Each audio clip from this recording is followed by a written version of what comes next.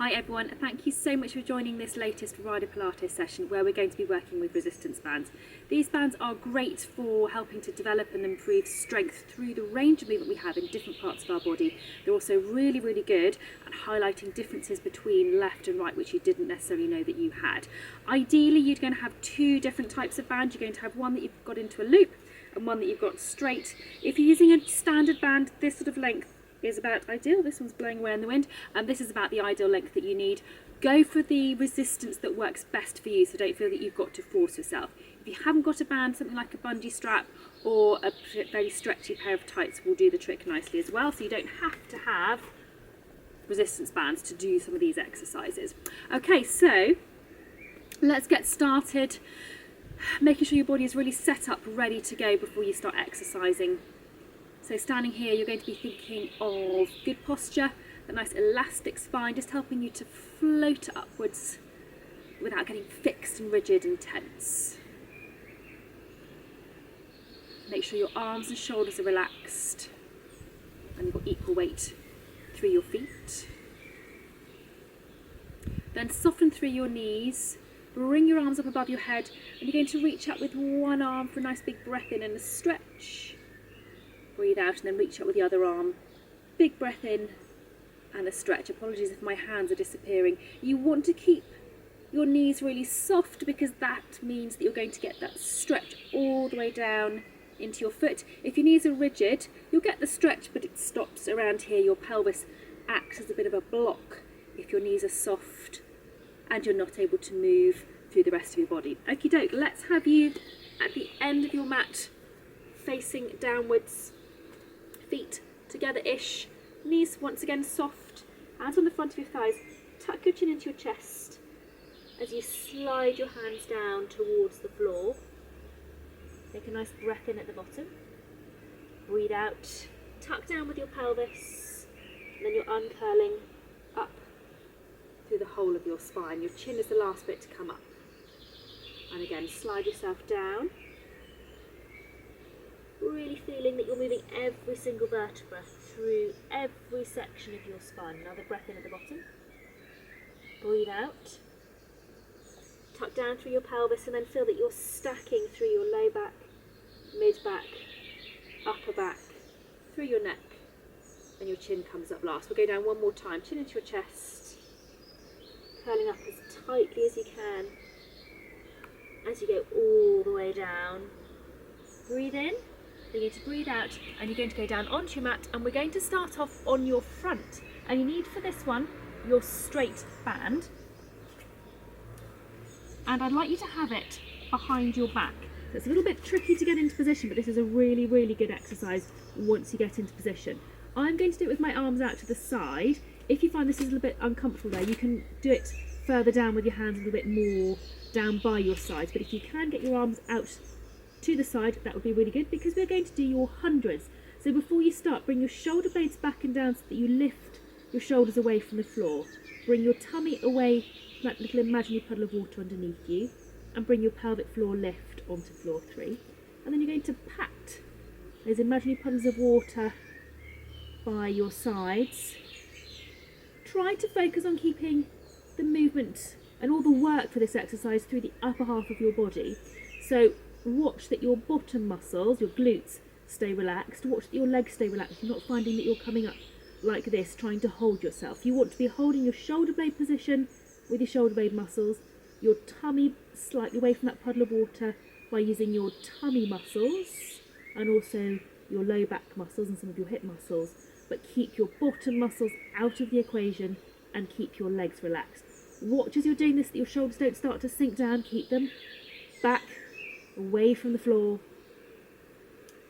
and we're going to finish there. So then bring your hands back so you've got your band just in one hand, because you're going to turn onto one side, and then we're going to have your knees bent with your arms out in front of you, one end of your band back in each hand, and we're going to do your open arm. So if you're on a headrest, have your head at the front of the headrest. You're going to take one arm up and out behind, and look at your hand all the way through that movement. And then on the way back, pause with your hand up, pointing to the ceiling. You're going to do lots of different shapes. So you're taking your hand over your head, you're taking your hand down onto your side. Come up to the top and do a diagonal behind you, over your shoulder, a diagonal behind your bottom. You can do a diagonal in front of your shoulder. You can do a diagonal down towards your knees. You can also stay in this position, and you can do circles. You can do figures of 8. So I'd like you to get a little bit creative. You don't have to follow anything that I do particularly. What you're just trying to do is make the most of having this resistance band which will follow you wherever you go, so that you can really work on your strength in all sorts of different positions. So quite often with exercises we tend to do very set movements. The joy of this is that you can really make it up as you go along.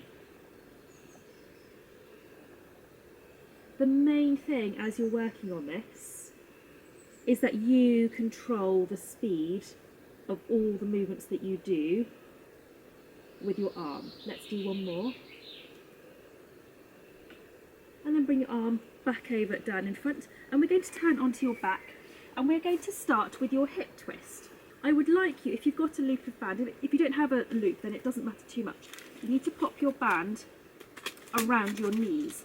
Now you've got 3 options with the hip twist with the band around your knees. You can work with your feet on the floor, taking one knee out and then the other knee out. You can do the same thing from the tabletop position, band around the knees. Remember, in tabletop it's the whole leg that moves. Or if you really want to go for it, you can have the band around your ankles and you're doing exactly the same thing, you've just got the resistance around your ankles. So it's exactly the same movement, you just got the band in different positions. You're then going to add in the hand band, assuming you've got 2 different bands. And you're going to do opposite arm and leg going in opposite directions. So it's a nice, simple movement. You can make it as hard or as easy as you want, depending on where you've popped your legs and where you've popped the band. But this is now a double wine glass exercise, so that the hand that is staying still is staying absolutely still, and the knee or the leg that is staying still is also staying absolutely still. We're looking for that very stable positioning, so you've got a nice solid anchor with a bit of your body that is moving. With your hips as well, make sure that you're moving from your hip and not from your pelvis, so your pelvis is staying nice and still, your headlights are pointing to the ceiling. We're going to do one more each way. Okay, then bring your feet down, bring your hands down. If you've had your band like mine around your ankles, then you want to pop it up around your knees. And we're going to move on to your shoulder bridge. So bring your feet a little bit closer to your bottom so we reduce the chance of you having any problems with any cramp. We'll start off just with a couple straightforward ones to get your brain in gear. So once again, set yourself up with your band around your knees, gently trying to push your knees out into the resistance of the band. So we're not actively pushing, we're just gently keeping the knees in that position. Pelvic floor onto floor 3, imprint your low back, and then you're peeling up into your full shoulder bridge position. Straightest line from shoulders, headlights to knees. Make sure you can breathe at the top, keep a little bit of tension on the band, and then gently coming back down, imprinting at the bottom. And again, gently press the knees out as you imprint, and then you peel up. Relaxed breathing at the top, and coming back down to your imprint. Do one more just like this, keeping those knees out against the band the whole way through that movement. Okay, then you're going to take your straight band and keep your hands pointing up to the ceiling with a little bit of tension. So you've got a bit of tension on both bands now, and then again imprint, peel up, back down and through your imprint. So now you're really watching that the tension is staying the same, so that both hands and both knees are staying absolutely still despite the movement that you're doing. If you can, I'd like you to stay at the top of this next one and see if you can do some of your hip dips. So you're lowering one side of your pelvis back up, then the other side and back up. Your hands are staying still, your knees are staying still.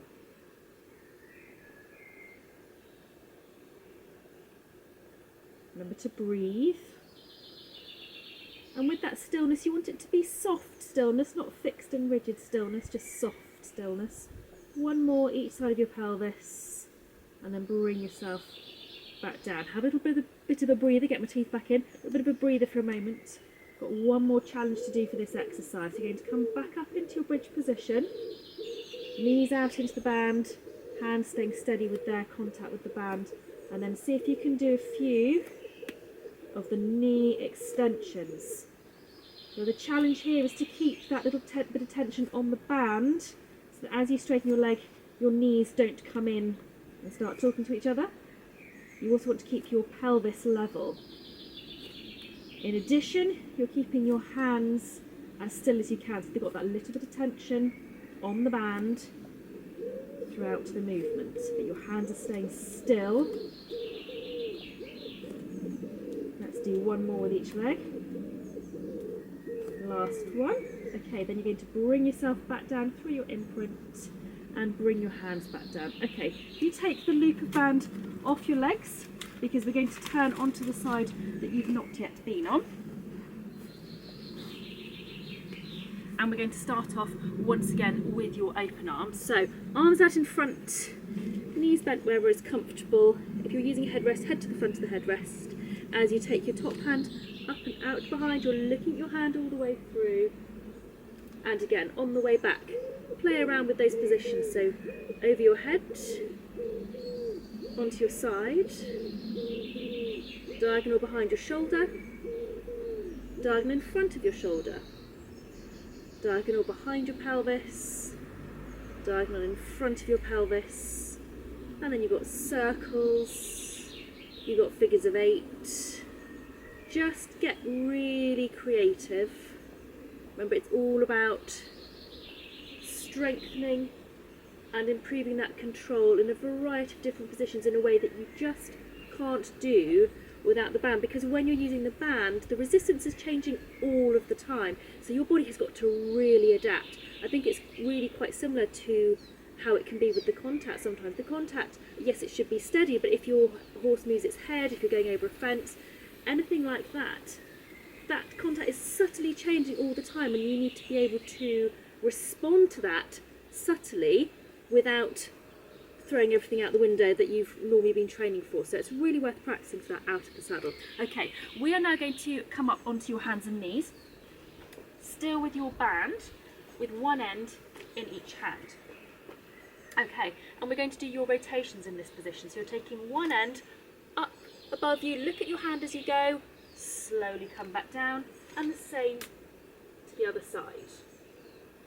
So you are swapping from side to side, look at your hand all the way through. If at all possible, try to lead the movement with your thumb. It's just a little bit easier for the mechanics of your shoulder.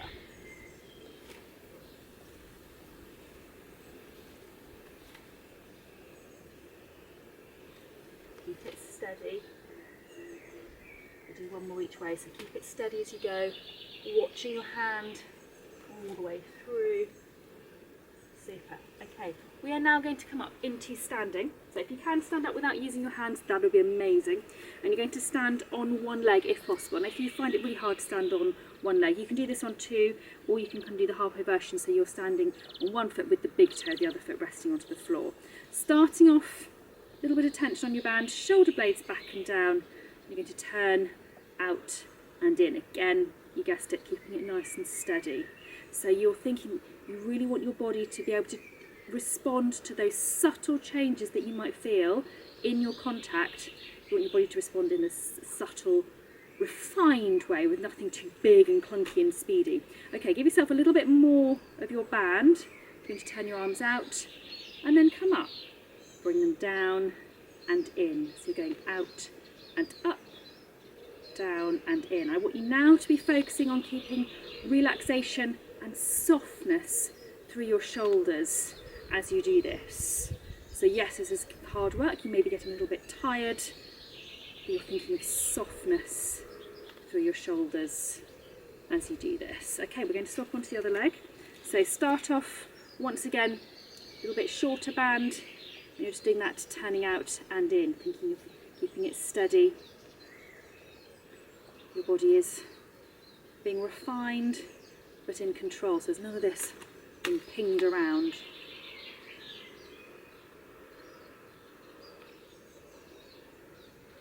Okay, then again, give yourself a little bit more of the band as you go out and up, down and in, out and up, down and in. Keeping it slow and steady. Keep those shoulders relaxed.